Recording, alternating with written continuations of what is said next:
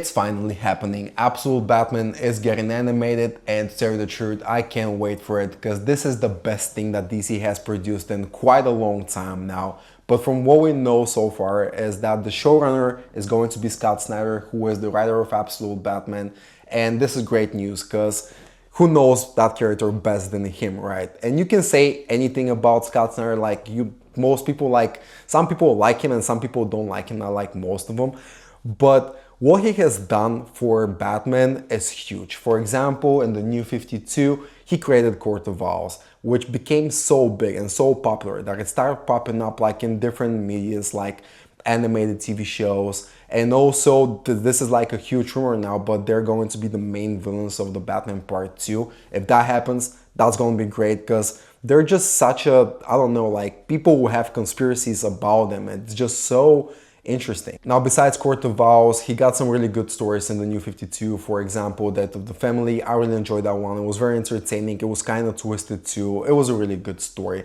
Not everything, of course, from the New 52. I think the ending was like Mr. Bloom, or I don't remember the name of the villains anymore, but it wasn't that good. Also, I'm not a huge fan of Dark Knight's Meadow. For the only reason is that it was just, the whole story was supposed to be like 6 parts, but if you want to know more, you gotta get like all these other issues. It was just such a huge cash grab, which it kind of annoyed me because I think the total story is like 25-30 issues, which is, it's too much, and it's getting like super expensive. And the other thing is like the first appearance of the Batman Who Laughs, it was not even in those comic books. It was like in Teen Titans 12 or something like it.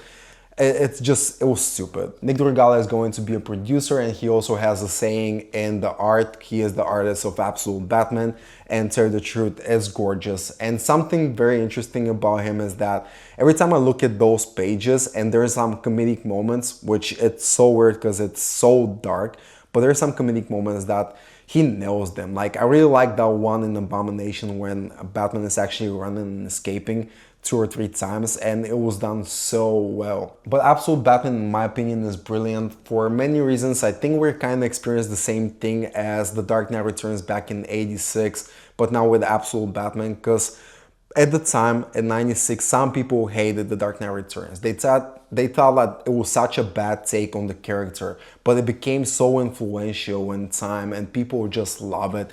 And it inspired like most comic book artists to pretty much just try to experiment more. That happened with the Long Halloween, for example. That wasn't like very much experiment with the detective story, and this one is just gorgeous, like from start to finish. Dark Victory, same thing with Jeff Loeb and Tim Sale. They're just both were such an amazing team. But Absolute Batman is so different from everything Batman, because here Bruce Wayne is like over 7 feet tall, gigantic. He's an absolute unit. Also, his mom is alive in this one. The only one who is dead is Thomas Wayne, who actually died in like a massive shooting like in a zoo. And it's just so experimental, but it works. And also like the whole dynamic between Alfred and Batman is very different because, as you know, he's like in all comic books, he is his butler. And this one, he is a military guy who is like sent on a mission in Gotham.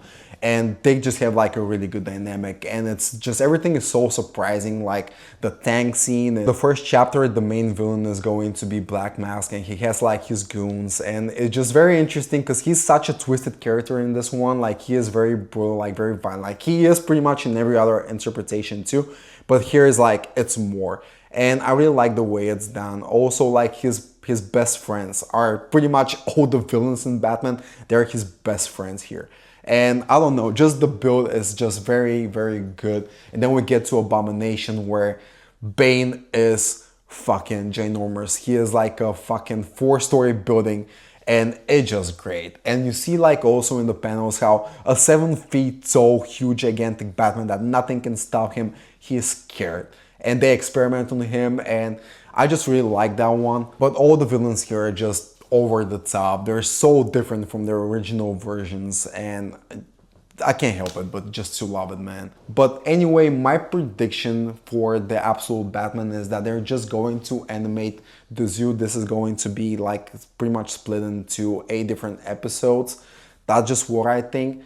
but it's going to just focus on that first chapter, and it's going to be extended more and I think that's going to make it a little bit boring, but this is just what I think. What I want to see though is the first chapter and also Abomination animated like into pretty much like, let's say 20 episodes anime style. I think that's going to work brilliantly, and then they can focus at the time, I think, because the third part is already done, but they're working now on the Joker one.